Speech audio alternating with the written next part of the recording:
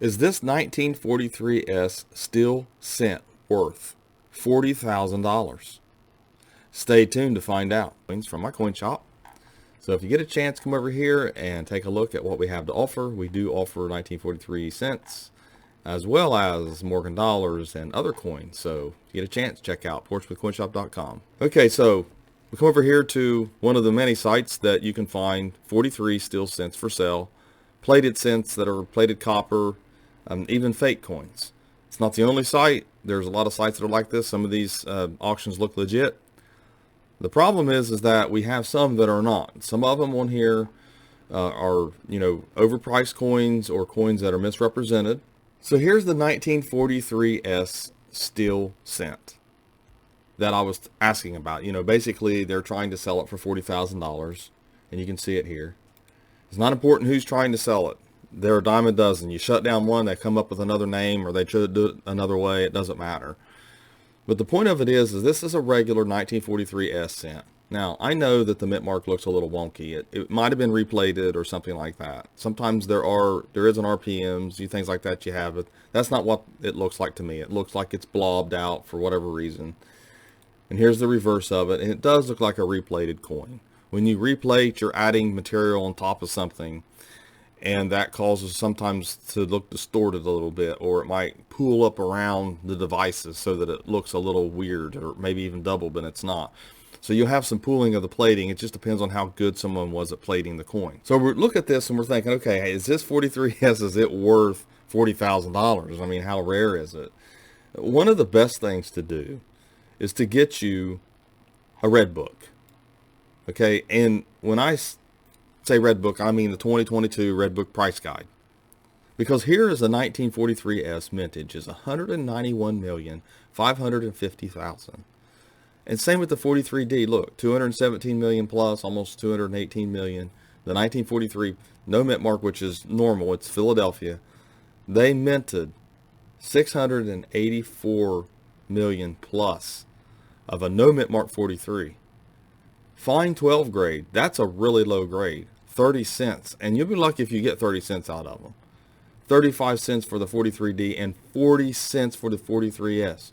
Now, obviously, as the grades increase, the price increases. But we're still looking at, basically in 43, maybe $20 for a 43S. I'm selling 67s, the 1943, for $120 on my website. The prices on here is wrong. I did a video on that. They did a typo here. I'm not sure why it's still like that. I just ordered these books. But the point of it is that we're looking at a 43S. It's not worth $40,000. It's not rare. People hoarded these and they put them back. So you don't see them very often. And most people didn't even know that they minted a 43. I mean, most people that were adults, they were kids back then that are adults now. Most people that were adults back then have passed away. So, bottom line here is you've got a very common coin that's just put back, that's spread amongst a bunch of people all over the United States. I mean, when you think about there are a few hundred million people in the United States, these become scarce because they're not out there all the time. But when a dealer tells you it's only worth a few cents, he's not lying to you. He's telling you the truth. It's not worth $40,000. It's not rare. There are times when it's rare.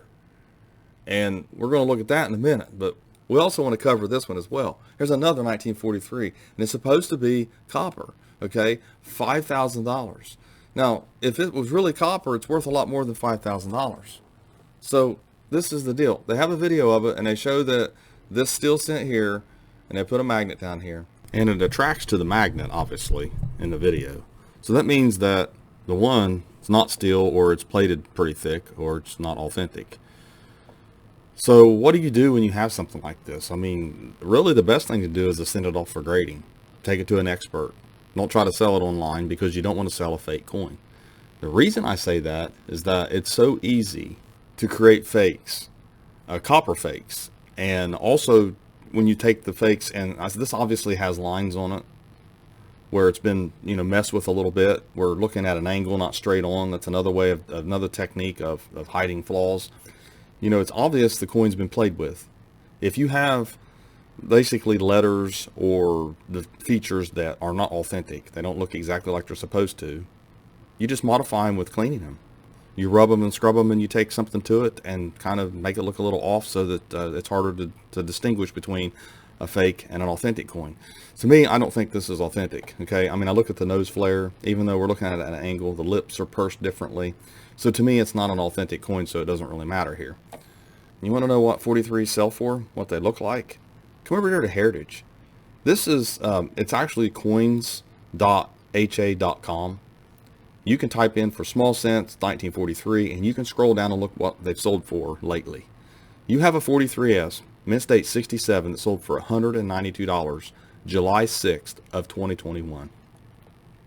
You can't mistake this. When you have one for sale for $40,000, you just don't want to know the truth. You absolutely are not doing any research, and you have to do the research. You don't want to sell stuff like that. And it may be that it's money laundering. I don't know. I don't care. Okay. But the point of it is, why pick coins? There's all kinds of other ways you can, sell coins or money launder or whatever it is you got to do. But just for those who see this and see the ads, because all this here, every one of these, or let's just put it over here, every one of these become ads on Google. Okay. And Google picks up these. When you're doing AdWords, you can actually choose what your ads say on AdSense to an extent, on AdWords, on Google, and you can actually, create your own ads and all that. So when you do this, and you're doing it on purpose, and I'm not saying the company is, I can't prove anything at all, but that is a little unscrupulous to me. Because this right here, this is what the problem is. People come in and think they have a rare steel cent or a rare copper cent. Don't know if it's authentic or not. Don't weigh it. That's what you have to do. You have to weigh the coin. It has to weigh the exact weight, or at least within a 0.0 grams. That's one of the first things you would do, and then take a magnet to it. And then once you've done all that and it still seems to be a copper cent to you, then it needs to be authenticated. You need to send it off, take it to an expert, take it to a coin show. You have to trust that, because you're never going to sell it as an authentic copper cent until it's authenticated. It's very important that it's authenticated. So thanks for watching my latest video. Please hit the sub button and the bell so that you get all notifications, and have a great day.